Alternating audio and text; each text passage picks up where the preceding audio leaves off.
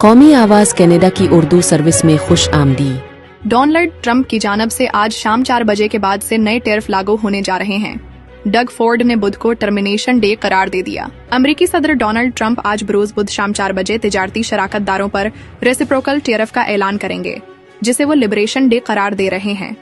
ताहम ओंटारियो के वजीर आला डग फोर्ड ने आज के दिन को टर्मिनेशन डे करार देते हुए खबरदार किया है कि इससे अमेरिका और कनाडा दोनों को नुकसान होगा। अमेरिका पहले ही स्टील और एल्यूमिनियम पर 25% टैरिफ आयद कर चुका है और आज यानी 2 अप्रैल से दरामदी गाड़ियों पर भी 25% तारिफ लगाने का ऐलान किया गया है। फोर्ड के मुताबिक ये इजाफी चार्ज सिर्फ गैर अमेरिकी पार्ट्स पर होगा, जो ओंटारियो की ऑटो इंडस्ट्री को मुकम्मल तबाही से बचा सकता है। उन्होंने कहा, क्या हम सरवाइव कर सकते हैं? हाँ। क्या मैं खुश हूँ? जी नहीं। हमें किसी टैरिफ का सामना नहीं करना चाहिए। व्हाइट हाउस की तर्जुमान कैरोलिन ल्यूट के मुताबिक टैरिफ पर कोई इस्तिस्ना नहीं होगा।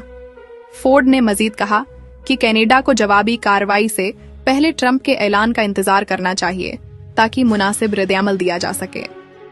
ओंटारियो के वजीर आला डग फोर्ड ने आज एक बार फिर से अपना मौकिफ दोहराते हुए कहा, अगर अमेरिकी सदर डोनाल्ड ट्रंप अब भी अपनी तिजारती जंग बंद कर दें तो कनाडा भी सरहद के उस पार से आने वाली अशिया पर आयद महसूलात खत्म कर सकता है। उन्होंने कहा कि दोनों ममालिक के दरमियान तिजारत तारीखी अहमियत की हामिल है और महसूलात का खात्मा कारोबारी तबके और मईशत के लिए सूदमंद साबित हो सकता है।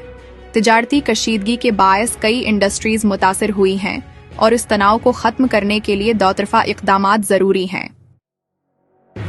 ताज़ा तरीन मकामी खबरों के लिए कौमी आवाज़ कनाडा के न्यूज़ रूम के साथ मुंसलिक रहा करें।